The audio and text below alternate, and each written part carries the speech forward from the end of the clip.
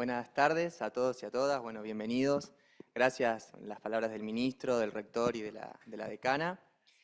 Bueno, vamos a inaugurar esta jornada de Historia de la Salud en La Pampa. Vamos a arrancar con la mesa 1, la primera de las mesas, en la cual va a haber 3 expositores y expositoras. Voy a comentar cómo se va a desenvolver esta mesa. Van a ser 3 expositores y expositoras, un promedio de entre 20 y 25 minutos por exposición, y después vamos a dar paso al momento de las preguntas que quieran hacerles a los disertantes. Esta primera mesa se llama Historia de la Salud, contextos globales, nacionales y regionales. Y bueno, voy a presentar a la primera de las expositoras de esta tarde. Debe estar ya conectada. Ella es Isabel Porras Gallo, de la Universidad Castilla de la Mancha en España. Es catedrática del área de Historia de la Ciencia de la Facultad de Medicina de Ciudad Real de la Universidad de Castilla-La Mancha, España, y doctora en Medicina y Cirugía por la Universidad Complutense de Madrid. Sus principales líneas de investigación son la historia de las enfermedades infecciosas y de las discapacidades físicas, la historia de la salud pública y de las políticas de bienestar social, historia de las vacunas e historia de los organismos sanitarios internacionales. Además, es directora del Grupo de Investigación Salud, Historia y Sociedad de la Universidad de Castilla-La Mancha. Es investigadora principal de 14 proyectos de investigación financiados públicamente e investigadora no principal en otros 32. Desarrolló su trayectoria internacional iniciada con la estancia postdoctoral en París, mantenida mediante posteriores estancias de investigación en este centro, en la Universidad de Emory, Estados Unidos, y en la Facultad de Medicina de Ginebra. También mediante colaboraciones periódicas con investigadores de Canadá, Latinoamérica y algunos países europeos. Le damos la bienvenida y el trabajo que nos presenta se titula Historia de la Salud y de la Enfermedad, la introducción de la estandarización. Bueno, buenas Te tardes. escuchamos, María Isabel. Buenas tardes, ¿se oye bien? Sí, perfecto. Te escuchamos. Vale. Voy a compartir la presentación, ¿vale? Ahí estamos viendo Vale. perfecto la presentación. Vale, pues entonces creo que voy a apagar la cámara, ¿vale? Bien, gracias. Bueno, pues como decía, ¿no? La práctica diaria en medicina está muy estandarizada y en los próximos minutos voy a mostrar un poco el origen de o la introducción de esa estandarización, apoyándome en lo realizado en el tema de los productos biológicos. Eh, Durante el siglo XIX, la repetición periódicamente de epidemias de cólera en Europa y todavía el mantenimiento de algunos brotes de fiebre amarilla va a estimular el buscar ya y el plantearse una respuesta de los distintos países para controlar los problemas de salud pública. O sea, estandarizar un poco esa respuesta. Estaba muy motivado por los grandes prejuicios económicos que se producían en un momento, en un contexto en el que se había incrementado mucho el comercio internacional y en el que además también estaba en pleno auge ese colonialismo y los nacionalismos. En este contexto, la respuesta que se va a dar va a ser la organización de las conferencias sanitarias internacionales. La primera de ellas se va a celebrar en París en 1851. Entonces, desde 1851 hasta 1938, que se van a ir celebrando 14 de estas conferencias, se va a tratar de dar una respuesta estandarizada que pudiera hacer o que fuera aceptada y puesta a punto por los distintos países. Se buscaba también la redacción de una convención sanitaria internacional que pudiera aplicarse para todos los países europeos. Y luego también incorporándose América.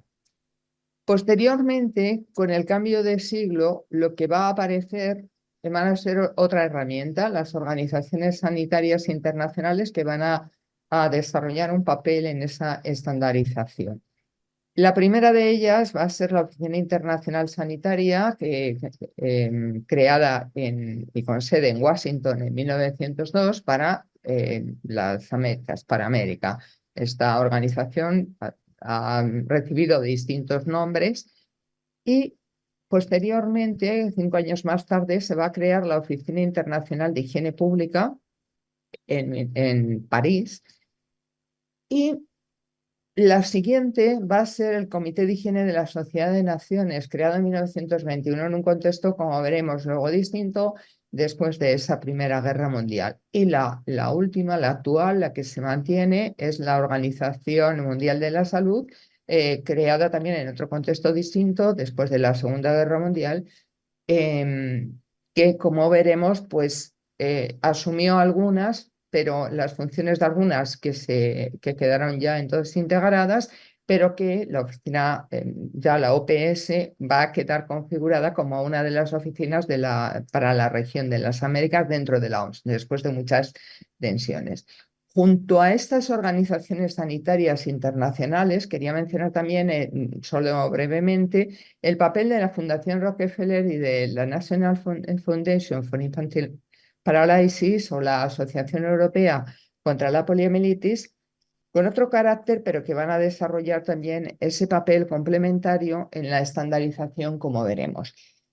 La estandarización de los productos biológicos, el punto de arranque lo tenemos que situar en el momento en que, frente a una enfermedad como la difteria, que causaba una gran mortalidad infantil, se va a disponer del suero antidiftérico, es decir, una herramienta para tratarla, para evitar esa mortalidad, en 1894. Entonces, esa aplicación masiva va a exigir una producción masiva del suero. Y en ese momento es cuando se va a poner de relieve esas dificultades porque no siempre tenía el mismo efecto, ¿no? Entonces se va a plantear la dificultad para medirlo y la necesidad de estandarizar la medida, el método de producción, establecer unas unidades para determinar la dosis.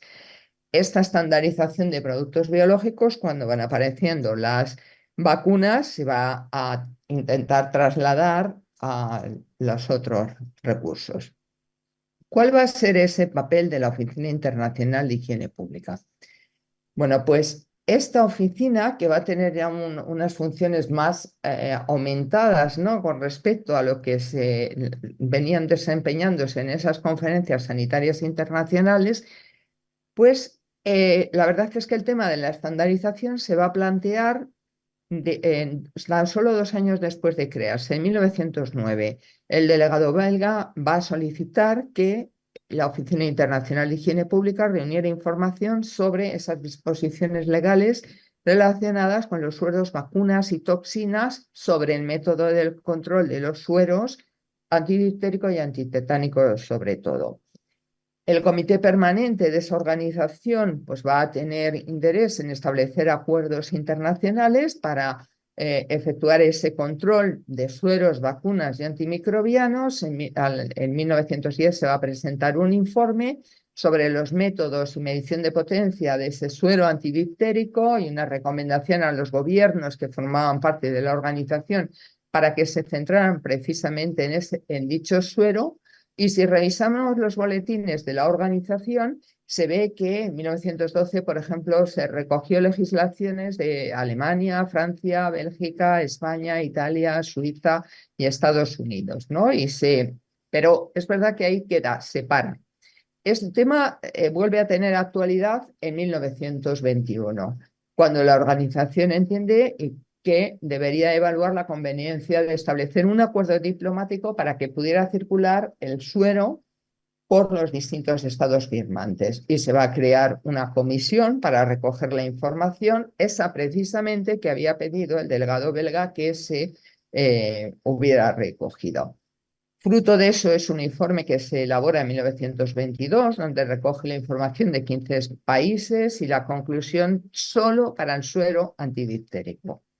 Se prepara un proyecto 2 años más tarde, de acuerdo con los países, y en 1925 comienza el gobierno francés a recoger la firma de países adherentes, que queda firmada en 1930 por los países que señalo ahí, pero con importantes ausencias, entre otras también España. ¿Qué era lo más relevante? ¿Qué es lo más relevante de esta convención? Bueno, he destacado sobre todo, quiero llamar la atención sobre los puntos 2 y 3, ¿no?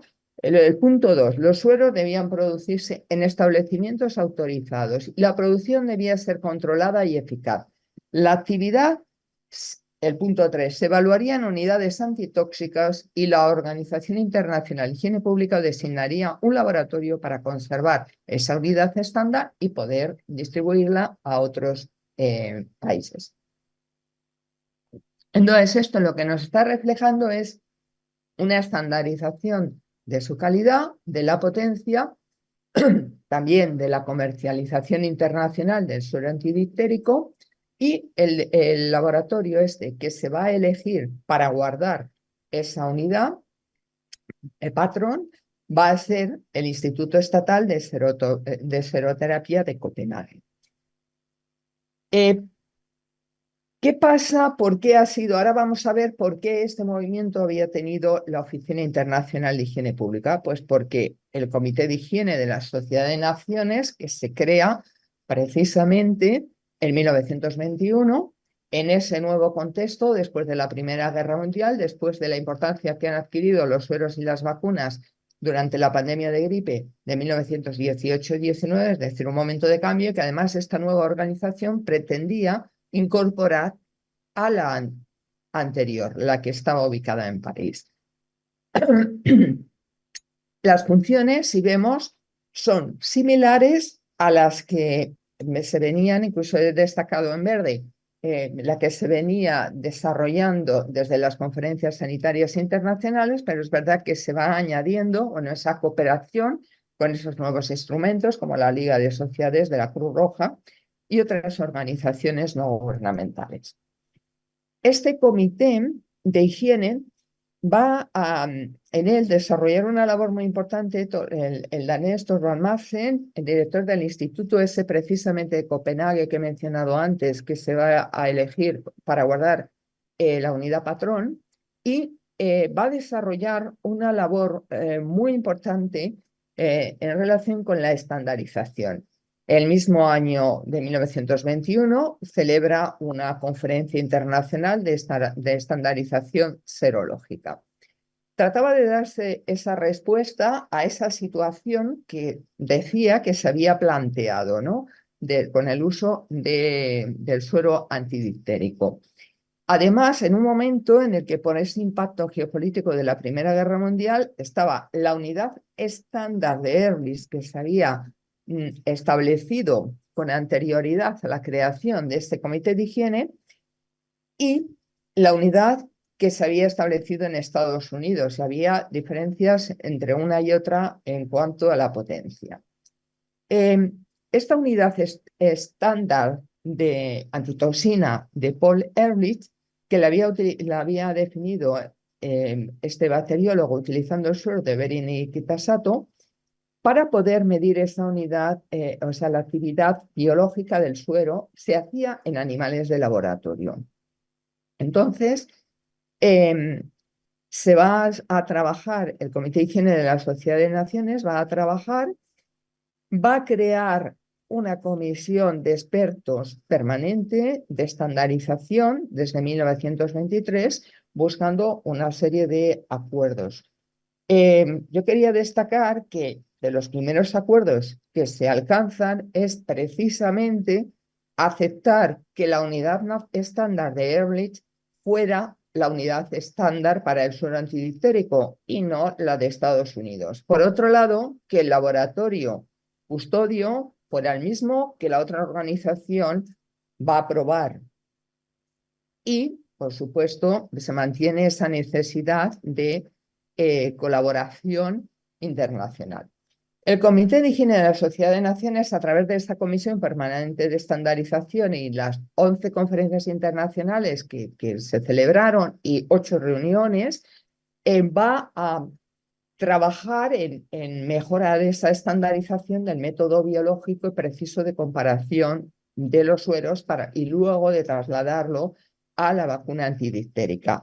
He destacado la tercera reunión en 1928 en el Instituto Pasteur porque también había tensiones entre el Instituto Pasteur y el Instituto de Copenhague. Entonces, bueno, fue un trabajo de mejora. Otra de las vías de estandarización era a través de los laboratorios públicos y privados, mediante estimular que se creara un centro nacional en cada país para poder albergar las muestras de sueros estándar y luego hacer la distribución a los distintos laboratorios públicos y privados que hubiera en el país, ¿no? De esa manera se facilitaba esa labor. Cuando llega la vacuna contra la difteria, si cuando para establecer esa unidad estándar y medir esa actividad del suero antidiftérico había tenido que variar los métodos porque no valían esos físicos químicos que se venían empleando, cuando llega la vacuna contra la difteria, después de muchos intentos, en 1923, la vacuna que prepara el veterinario biólogo francés del Instituto Pasteur, Gastón Ramón, en la que produce ese eliminar o reducir la toxicidad, ¿no? Mediante formol, ¿no? La toxicidad de la toxina, pero manteniendo esa capacidad de flocular y de inmunizar, pues cuando viene esta nueva vacuna, otra vez se va a plantear esa estandarización, porque resulta que va a ser necesario establecer ese método para evaluar la calidad y la potencia. Entonces, se van a plantear distintos métodos, pero realmente va a ser necesario variar cómo medirlo con respecto a lo que se venía haciendo frente al suero. Va a ser necesario también estandarizar las vías de administración. Todas las vías de administración que tengo listadas en la presentación fueron vías que se ensayaron y había que determinar cuál de ellas era la más apropiada y lograr que esa fuera la utilizada en todos los países. Igualmente había que hacerlo con las dosis, también si se asociaba o no con antígenos anatoxémicos. Entonces, va a requerir una nueva metodología y en ese proceso nos vamos a encontrar con Madsen, el danés Madsen y sus colegas que trataban de adaptar el método de Paul Ehrlich que se usaba para el suero antidiftérico para la estandarización internacional de la vacuna de Gastón Ramón. Pero, claro, frente a ello van a estar los investigadores del Instituto Pasteur, donde se había producido la vacuna, donde van a plantear la necesidad de establecer un método diferente al no tratarse de toxinas. Y entonces van a plantear el test de floculación para determinar ese efecto inmunizante de la natoxina de Ramón. Vemos esas tensiones continuas entre Francia y Alemania, además en ese momento de esos años posteriores a la Primera Guerra Mundial. En cualquier caso, se va a lograr esa estandarización internacional de la vacuna antidiftérica y también en cuanto a su aplicación se va a elegir otro procedimiento, o sea, va a ser que el Comité de Higiene de la Sociedad de Naciones va a realizar una encuesta dentro del estudio de causas y de prevención de la mortalidad infantil cuando se efectúa la Declaración de los Derechos del Niño en 1924. Se va a crear un comité de expertos en bienestar maternal e higiene de los niños en edad preescolar y entonces ese comité, la labor que va a desarrollar, va a mostrar la divergencia, va a presentar distintos informes y va a ver la divergencia de datos que había de unos países a otros y va a proponer una serie de medidas específicas y nuevos estudios. En esta línea, uno de los nuevos estudios que se va a llevar a cabo es uno centrado en los problemas que planteaba la vacunación antidiftérica que vaya a llevar a cabo los profesores de Bray y Gorter en 1928. Y el resultado de ese estudio va a dar lugar a que se cree un grupo de expertos en 1929 y se establezca un plan de estudios a desarrollar sobre los aspectos relevantes de la vacunación antidiftérica. Por un lado, el poder tener una manera de comparar los diversos antígenos, se produjeran en los laboratorios que se produjeran, el también establecer esa estandarización en cuanto al número de inyecciones, intervalos, las vías de administración y un elemento importante, la utilización de la reacción Schick, a la cual se le reconoce el valor para comprobar la inmunización después de aplicar la vacuna, y también otro elemento importante, la influencia de la edad y el medio.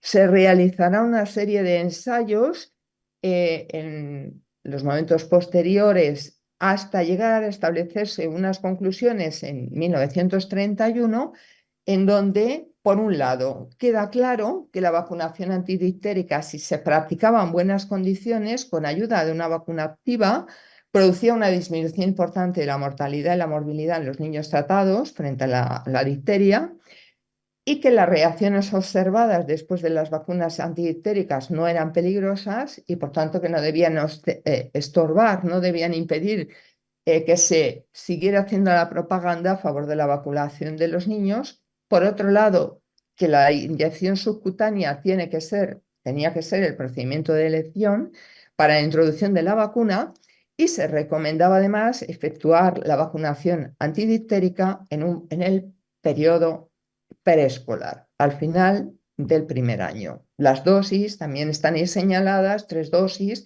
que cada vez iba aumentando esa cantidad. Bien, pues para lograr esta estandarización, aparte de las organizaciones sanitarias mencionadas, la Fundación Rockefeller también desempeñó un papel. Esta organización privada, fundada en 1913, pues tuvo un papel indirecto a través de favorecer, en principio, la constitución de la Oficina Internacional de Higiene Pública, después en la creación de las 25 escuelas de salud pública, por ejemplo, la Escuela Nacional de Sanidad de España lo va a hacer en torno a la 1920, la década, y dos puntos muy importantes: las becas para formación sanitaria de los científicos de los distintos países y para mejorar los laboratorios, los fondos. Eso, en el caso de nuestro país, que lo hemos estudiado, fue clarísimo.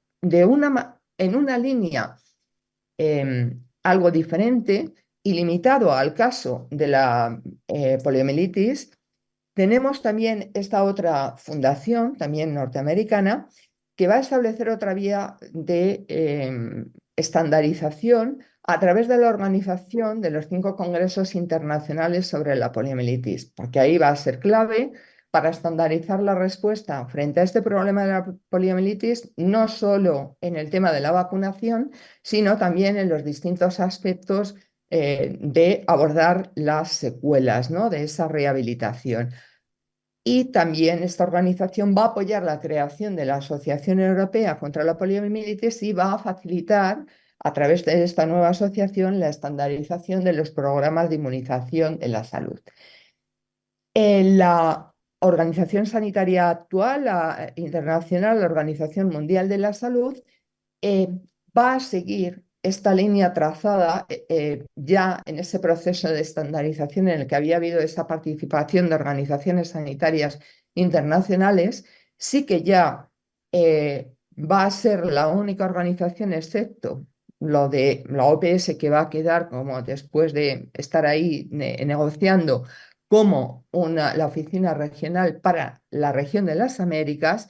Y en este nuevo contexto después de la Segunda Guerra Mundial, en donde no solamente el número de productos biológicos había crecido de manera muy importante, sino habían cambiado muchas condiciones y, por ejemplo, se desarrollaba la virología moderna con otros procedimientos, va a desarrollar una labor importante a través del Comité de Expertos en Estandarización Biológica, que ahí tienen la composición, ¿no?, 7 expertos, los directores de los principales institutos, están ahí listados, muy centrado en Europa, y a través de las reuniones periódicas de esos comités de expertos en estandarización biológica, donde van a ir haciendo la recomendación a cada país de que tenga ese centro de control nacional reconocido. Como vemos, es volver a lo mismo de antes, solo que se va a pedir que se reevalúe la situación para ver si cumplen las condiciones, y se va a ampliar ese número de centros. El centro de referencia va a ser el mismo que antes, el de Copenhague. Otra vía de estandarización va a ser también mediante la creación de comités de expertos en determinadas enfermedades. Va a ser especialmente notable por el cambio que he señalado antes en el caso de las patologías víricas. He señalado el de la poliomielitis porque es una de las que hemos trabajado. Entonces, claro, aquí lo mismo, en el caso previo de la gripe, tenemos otra vía de estandarización que va a ser a través de establecer ese Plan Mundial contra la Gripe, donde uno de los elementos va a ser una red de laboratorios regionales distribuidos en principio por todo el mundo, aunque de una manera desigual, y este modelo se va a trasladar después a la poliomielitis. Esto implicaba después que en los distintos países se establecía otro centro nacional para cada una de las enfermedades que formaba parte de la red. La OMS va a asumir también tareas similares a las que venía desarrollando la Fundación Rockefeller, ¿no? Esa estandarización mediante los programas de becas que van a ser independientes de los programas país de ayuda técnica hasta los años 70 y que va a formar, van a ser muy relevantes para especializar a ese personal sanitario y científico para poder seguir los estándares que se iban recomendando. Y en esta línea, para la mejora real de los distintos laboratorios y las instituciones, van a ser los programas país de ayuda técnica. Todo esto va a ser clave cuando luego se establezca ese programa, se apruebe el programa ampliado de inmunización en la Asamblea Mundial de la Salud en 1974. En la década de los 70, y con esto ya voy terminando, va a ser una década donde esa estandarización que se había ido extendiendo a prácticamente todas las enfermedades, se va a hacer todavía más hincapié también en el tema de los sistemas sanitarios, etcétera. Y bueno, con esto doy por finalizada mi exposición. Voy a dejar de compartir. Muchas gracias por su Muchísimas atención. gracias, un aplauso.